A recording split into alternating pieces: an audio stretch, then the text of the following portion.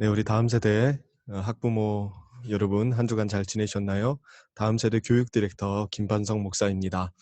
지난주에 부모님과 함께하는 웨스트민스터 소교리 문답 서론에 대해서 잠깐 말씀을 드렸는데 좀 도움이 되셨는지 모르겠습니다. 이제 오늘부터 본격적인 소교리 문답 내용들을 좀 다루려고 합니다. 어, 이 강의는 전적으로 부모님들을 위한 강의입니다. 그러다 보니까 아이들에게 이 강의를 보여주실 경우 아이들이 조금 어려워할 수도 있습니다. 부모님들의 이해 수준에 맞추어서 진행되는 강의이다 보니까 좀 디테일한 교리적인 내용들도 들어가 있고요. 또 다소 좀 어려운 내용도 들어가 있습니다. 그러한 내용들을 좀 잘 소화하셔서 아이들에게 간략하고 명쾌하게 가르쳐 주시면 됩니다. 어 어린 아이들만 이해할 수 있는 쉬운 내용으로 제가 강의하지 않고 부모님들도 이해할 수 있는 내용으로 채우는 이유는 이 소교리 문답을 공부하면서 부모님들이 먼저 교리의 또 깊이와 또 탁월함, 우리가 가지고 있는 전통 교리의 탁월함을 조금이라도 맛볼 수 있도록 하기 위해서입니다. 가르치는 사람이 먼저 이 교리가 얼마나 위대하고 또 좋은지에 대해서 경험을 해야 아이들에게도 기쁨으로 가르칠 수 있거든요. 그래서 우리 부모님들도 이 영상을 보시면서 교리에 대한 이해가 조금 더 넓어지고 또 기쁨이 있기를 바랍니다. 그리고 그 기쁨으로 우리 아이들을 잘 가르쳐 주시기를 소원합니다. 제가 지금 녹화하는 이 내용은 제가 목요일 날 우리 아이들과 함께 저희 집에 있는 아이들과 함께 나눴던 내용인데요. 사실 이 내용을 가르치고 나서 저도 마음이 굉장히 겸손해졌습니다. '야 쉽지 않구나. 아이들을 가르치는 것도 참 어려운데 내 자녀를 가르치는 건 더 어려운 것 같아요.' 그렇지만 하나님께서 자녀들의 1차적인 차적인 교사로서 삼아 주신 이 사명을 '부모로서 잘 감당해야겠다.' 이 생각을 가지고 저도 조금 한 걸음 한 걸음 계속해서 진행해 볼까 합니다.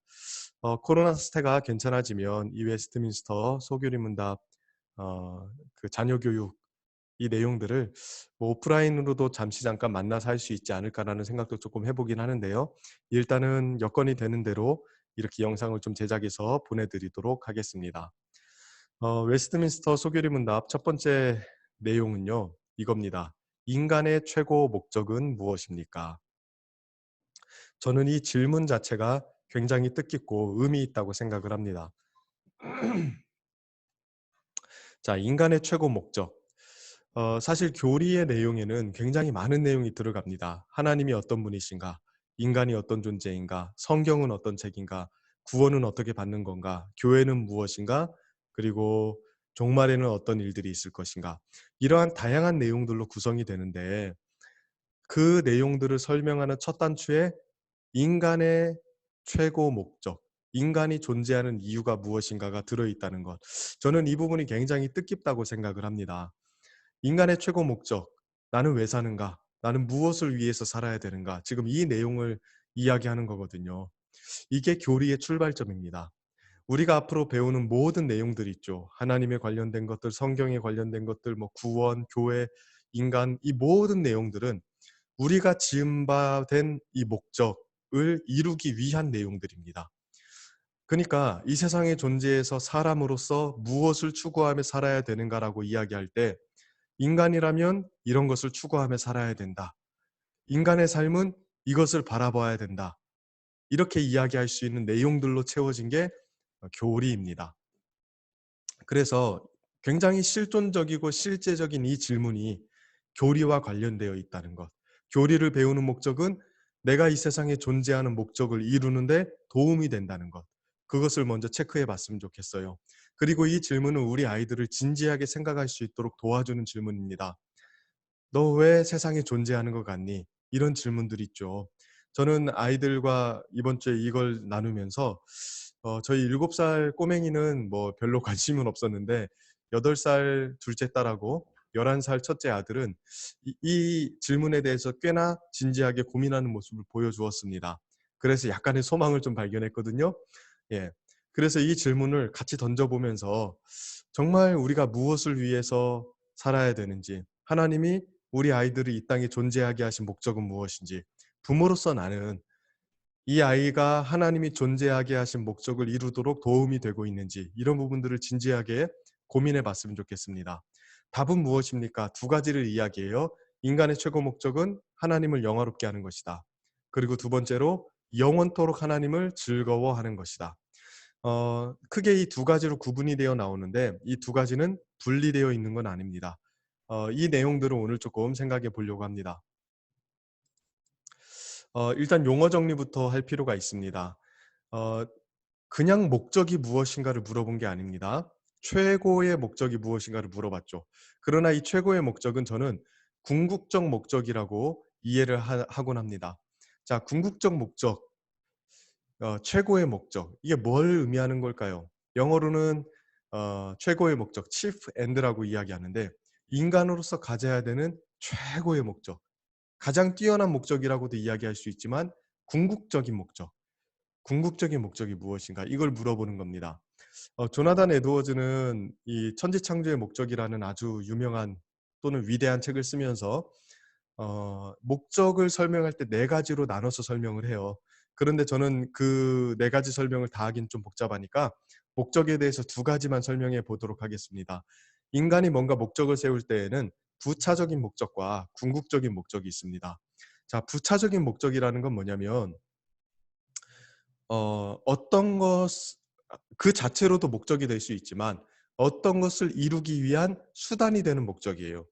그럼 궁극적인 목적은 뭐냐? 더 이상 어떤 것의 수단이 되지 않는 최종적인 목적이에요.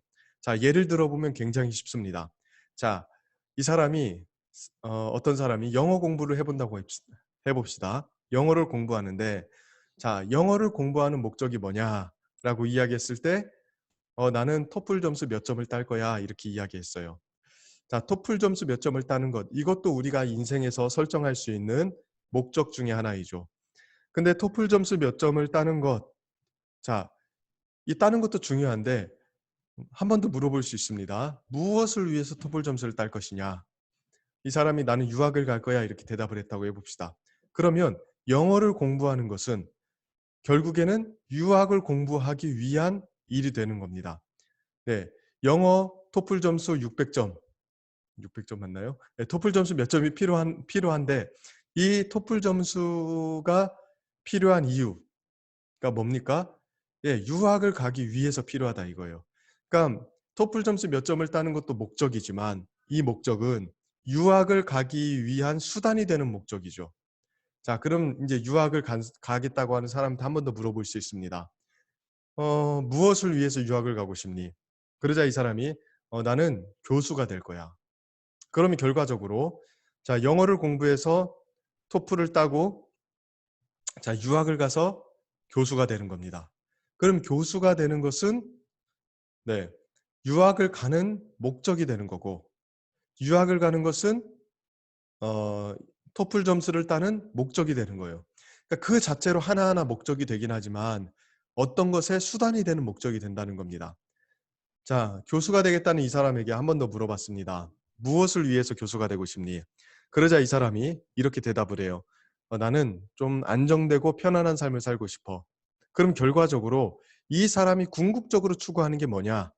예, 편안하고 안전한 삶이에요. 지금 집안에서 영어를 공부하고 있어도, 학원에서 영어를 공부하고 있어도 이 영어를 공부하는 최종적인 목적이 뭐예요?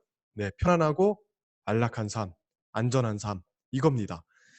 어, 점수를 따는 것, 유학을 가는 것, 그리고 교수가 되는 것, 이 모든 것들은 궁극적인 목적인 편안하고 안전한 삶을 위한 수단이 되는 목적들이고, 편안하고 안전한 삶이라는 건 예, 어떤 것의 수단이 되지 않는 최종적인 목적이에요. 이게 궁극적인 목적입니다. 자, 소유리 문답에서 질문하는 인간의 최고 목적은 무엇입니까? 라고 했을 때 그 최고 목적은 궁극적 목적을 의미하는 거예요. 궁극적 목적.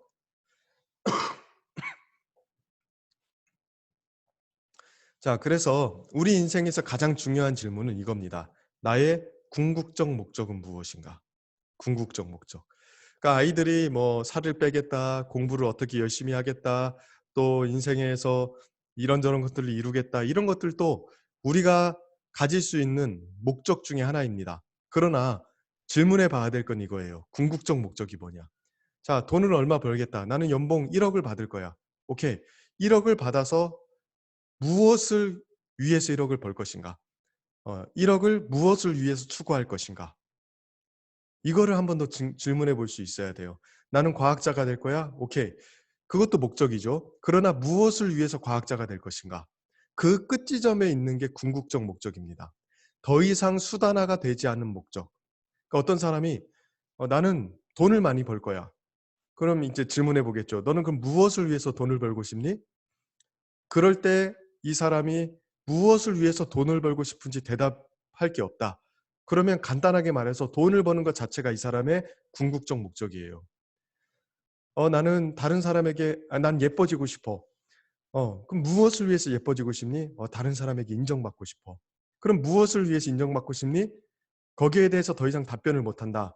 그러면 다른 사람에게 인정받는 게 이 사람의 궁극적 목적이 되는 겁니다. 어 죄송합니다. 사람들은 수많은 것들을 목적으로 삼고 또 궁극적인 목적으로 삼아요. 세상에서는 뭐 성공하는 것, 돈 많이 버는 것, 예뻐지는 것, 다른 사람으로부터 좋은 평가받는 것 이러한 것들을 궁극적인 목적으로 삼곤 합니다. 그런데 진짜 이러한 것들을 궁극적인 목적으로 삼았을 때 우리 인생이 진짜로 행복해질까요?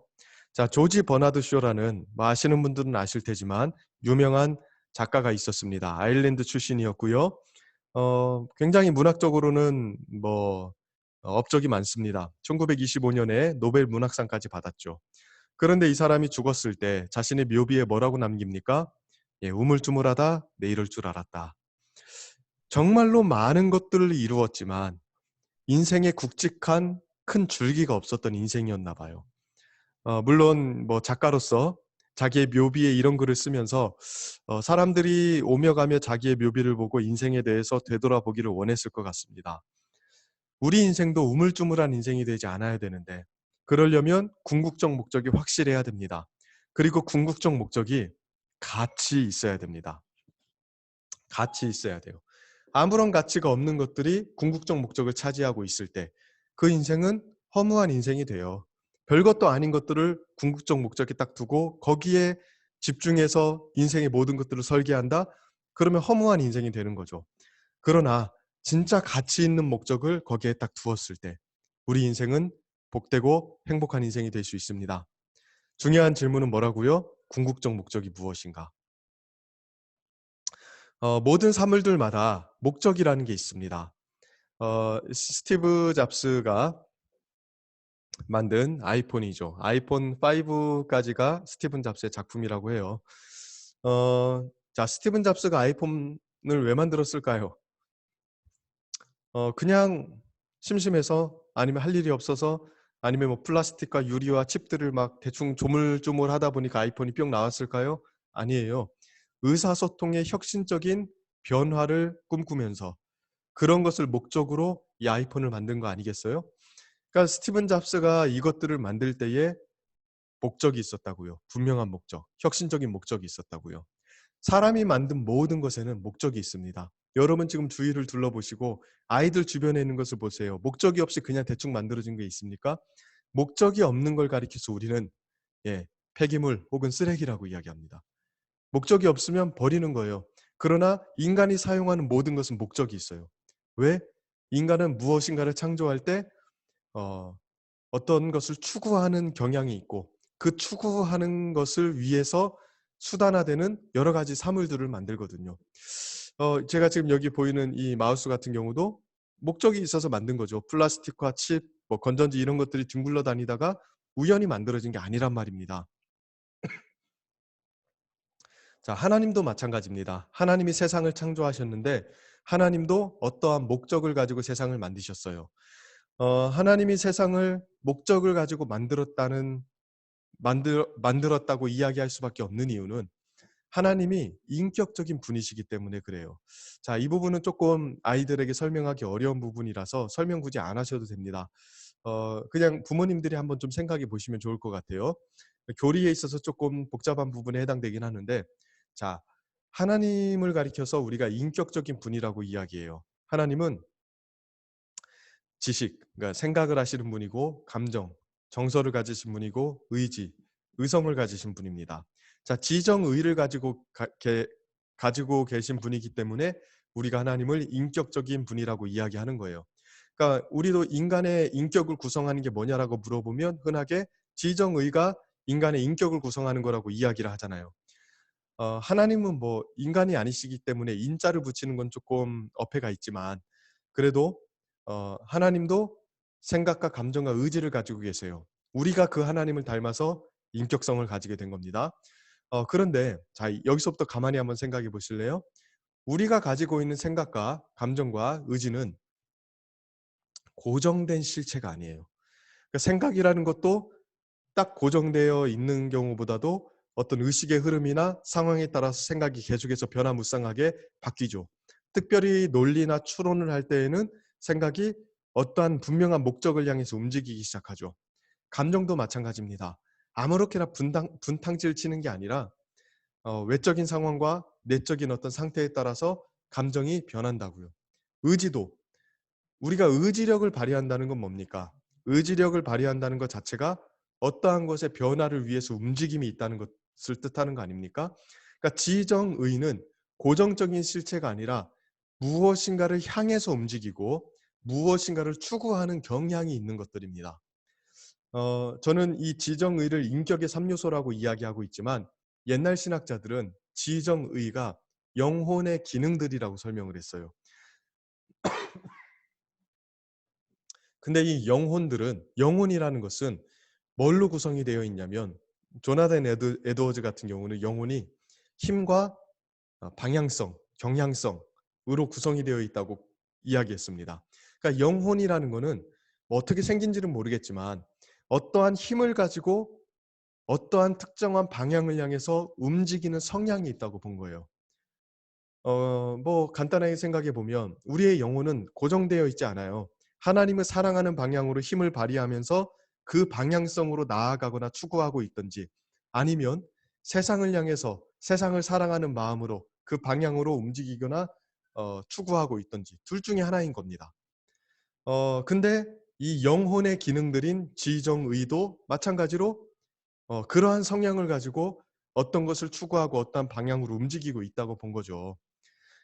그러니까 자, 하나님도 지정의를 가지고 계시고 완벽한 생각과 감정과 의지를 가지고 계시다면 하나님은 뭐 아무런 생각이나 막 잡생각을 하시는 분이 아니시고 또 분탕질 치는 감정을 가지신 분이 아니시고 아무거나 행하시는 그런 분이 아니시라 지정의를 가지고 어떠한 분명한 목적을 추구하실 거라고요.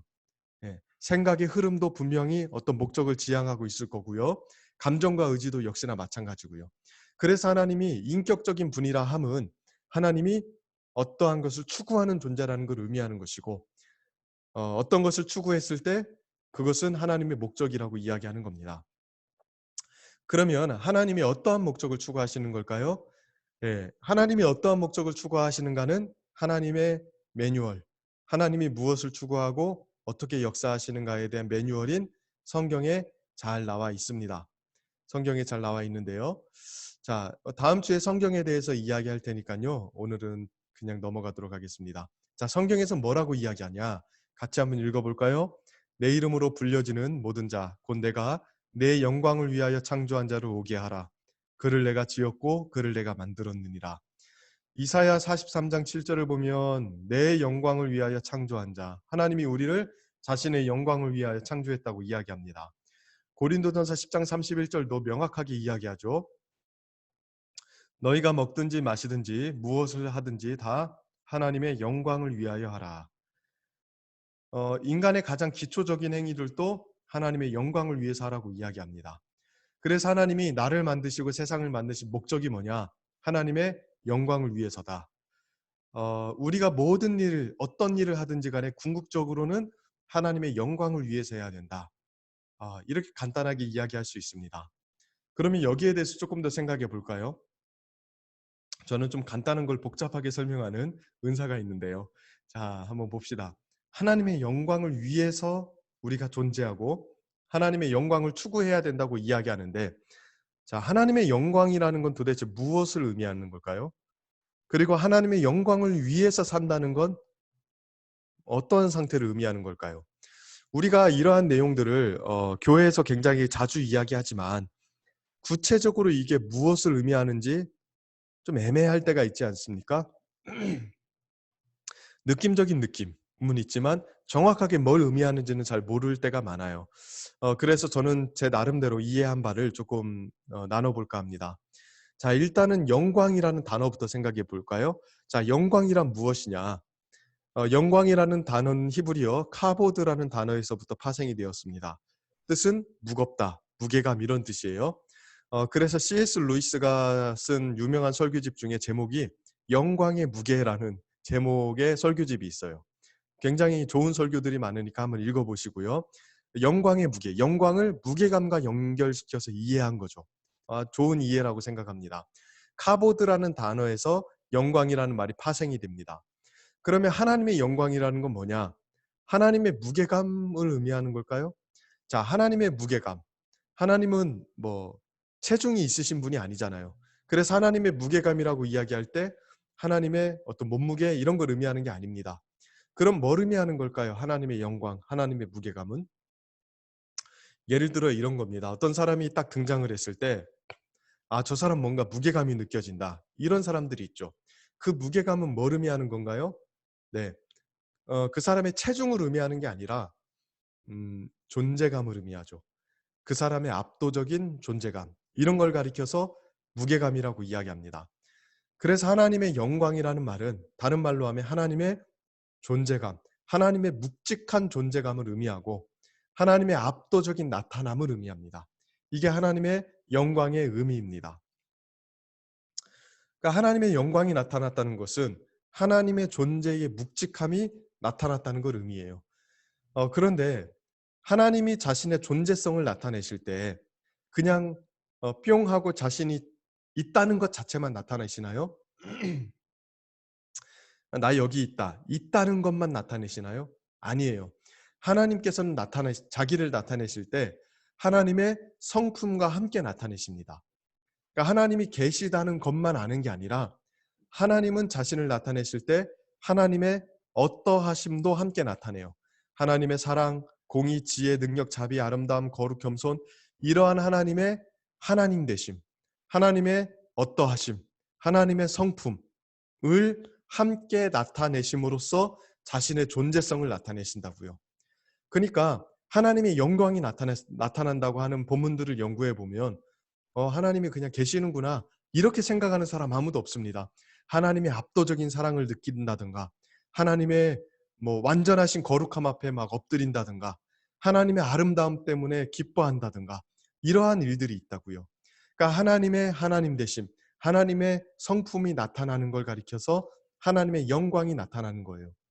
그런데 자, 하나님이 이렇게 하나님의 영광을 나타내셨어요. 특별히 이 세상을 창조하는 데 있어서 하나님은 자신의 영광을 나타내십니다. 사랑, 공의, 지혜, 능력, 자비, 아름다움, 거룩, 겸손 이러한 하나님의 성품들을 나타내시는 거예요. 근데 여기서 끝나는가요?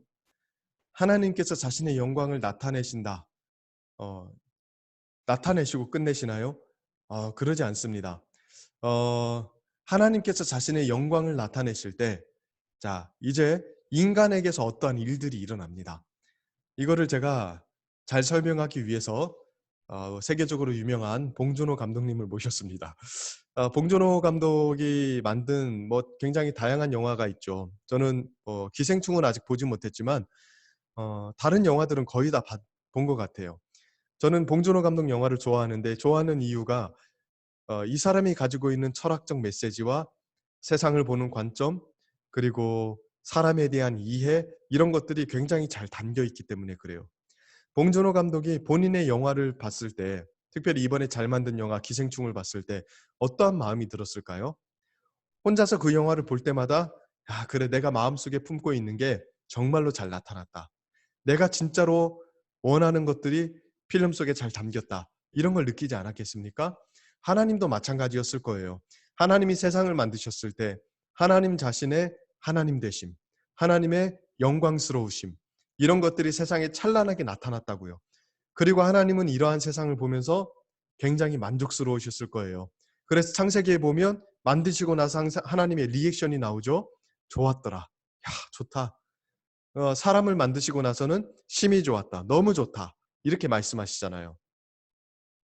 그러니까 하나님도 자기 안에 가지고 계신 영광, 이거를 본유적 영광이라고 이야기해요. 본래부터 소유하신 영광, 본유적 영광을 발산하고 나타내고 싶어 하셨고, 그 영광을 나타내기 위해서 세상을 만드셨다고요.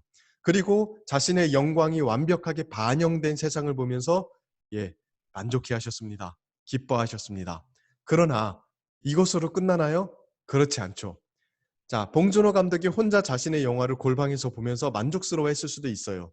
그러나 사람들이 그 영화를 보면서 찬사를 하고 또 상을 주고 또 대단하다고 평가를 해주는 리액션들을 할 때 어때요? 마음속에 더 큰 기쁨이 있고 더 큰 영광을 누리겠죠. 더 큰 만족이 있겠죠. 하나님도 마찬가지예요. 봉준호 감독이 아무리 영화를 잘 만들어도 사람들이 그 영화를 별로라고 이야기한다든가 아니면은 뭐 아무도 보지 않아요. 그러면 그냥 본인만 만족하고 끝나지만 세계의 수많은 외신들과 영화계의 거목들이 뭐 최고라고 막 손꼽으면서 이야기한다. 그러면 더 큰 영광이 되는 거죠. 하나님도 마찬가지입니다. 하나님께서 세상을 만드셨을 때 자신 안에 가지고 계신 영광을 나타내셨고 세상에 그게 반영이 되었습니다. 하나님은 그 영광을 보시면서 so good, 굉장히 마음에 든다, 만족스럽다라고 이야기하셨어요. 그런데 자, 여기서 끝나는 게 아니라 거기에 누구를 두셨냐? 인간을 만드셨어요. 인간을 만드셔서 뭘 하도록 하셨냐면 리액션을 하도록 하신단 말입니다. 인간은 하나님을 닮아서 지정의를 가진 존재예요. 동물들과는 이 점이 다르죠. 인간은 하나님의 영광을 지적으로 알아요. 그리고 그 하나님이 얼마나 좋은 분인가를 알아서 하나님을 사랑할 수 있고 기뻐할 수 있고 감동받고 하나님 때문에 만족스러워할 수 있다고요. 그리고 그 하나님이 너무 좋아서 하나님을 위해서 살기로 결단할 수도 있는 거 아닙니까? 그러니까 사람은 굉장히 독특한 존재예요. 다른 피조물들은 그냥 하나님의 영광스러움을 나타내고 끝나는데 인간은 그거를 보면서 리액션을 하는 존재로 창조되었다고요. 그래서 사랑하고 찬양하고 경배하고 순종하고 기뻐하는 이러한 리액션을 해요. 하나님이 어떠한 분이신지를 알고 하나님 때문에 너무 기뻐하고 그 하나님을 따라가며 순종하죠. 그래서 그러한 총체적인 인간의 반응을 가리켜서 뭐라고 이야기하냐면 예배라고 이야기하는 겁니다. 그리고 인간이 하나님의 영광스러움을 인정하면서 하나님을 찬양하고 기뻐하면서 예배할 때 하나님은 인간을 통해서 더 큰 영광을 받으시는 것입니다. 이 그림을 기억하셔야 됩니다.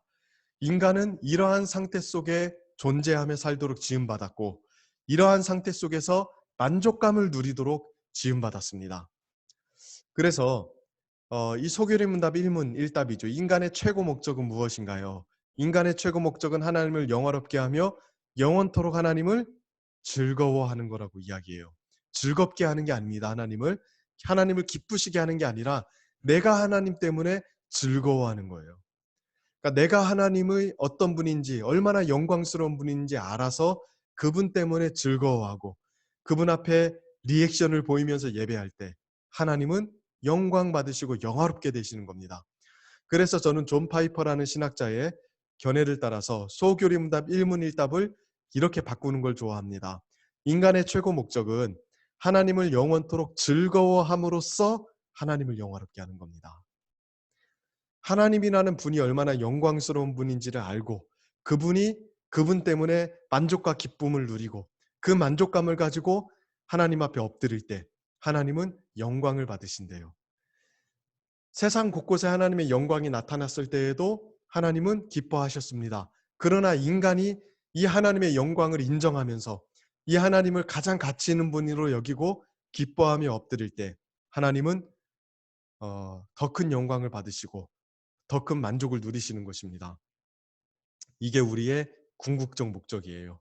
하나님이 어떤 분이신지를 알고 어떤 일을 하든지 하나님을 기뻐하고 인정하며 예배하는 것. 우리의 최종적인 궁극적인 꼭대기에는 이 목적이 있었고 이 목적을 향해서 우리의 모든 일들이 소급되어 가야 됩니다. 여러분들은 어떻습니까? 또 우리들의 자녀는 어떤가요? 진짜로 우리의 최고 목적에 이 하나님을 영화롭게 하는, 하나님을 기뻐하고 예배하는 것들이 있나요? 이 상태 속에 살아갈 때 인간은 행복하도록 창조되었습니다. 그래서 이 소규리 문답을 통해서 진짜로 하나님을 예배하는, 어, 특별히 기쁨으로 예배하는, 하나님의 영광을 인정함으로써 즐거워하며 예배하는 그러한 사람으로 내가 살고 있는가? 이 부분을 점검해 보면서 이게 우리의 궁극적인 목적이 아니라면 무엇인가 문제가 있다는 것. 신앙생활 아무리 열심히 해도 이게 우리의 목적이 아니면 얼마든지 자기를 위해서 또는 자기의 어떤 본의적인 목적을 위해서 어 신앙생활을 할 수 있는 겁니다. 그럼 그 신앙생활은 하나님과 아무런 관련이 없을 수 있습니다. 그러니 이 목적을 점검해 보시고 우리 아이들에게도 이 부분에 대해서 잘 고민할 수 있도록 도와주십시오. 네, 오늘 강의는 여기까지입니다. 조금 복잡하고 어려웠을 수도 있고 생소하실 수도 있는데요. 잘 이해하시고 제가 지금 설명해 드린 모든 내용을 다 가르치실 필요는 없습니다. 간단한 내용들을 가르치시되 아이들이 스스로를 잘 점검할 수 있도록 해 주시면 되겠습니다. 강의 들으시느라 고생하셨고요. 또 한 주간 잘 지내시고요. 질문거리가 있으면 언제든지 저에게 카톡이나 문자나 혹은 여러분들의 교육자분들에게 물어봐 주시면 제가 친절하게 힘이 닿는 대로 답변해 드리도록 하겠습니다. 네, 한 주간 또 잘 보내시고 건강하시기를 기도하겠습니다. 다음 주에는 성경에 대한 내용들을 좀 생각해 볼까 합니다. 네, 수고하셨습니다.